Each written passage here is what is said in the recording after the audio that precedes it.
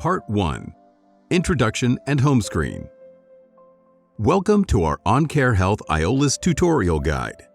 Our goal is to provide you with a clear understanding of the system and where to find the information you require. Starting at the top right-hand side of the HMI screen, you'll find an information field, setting, and profile icon. Below these icons, you'll see the designated IP addresses for the Voith HMI, Master 1, and Master 2. The right-hand side display panel confirms the connection status either as connected or disconnected. If connected and all data is available, a solid green light will be visible. Likewise, if the connection is not functioning properly, a red light will flash intermittently. Furthermore, the instrumentation home screen filters data into two categories.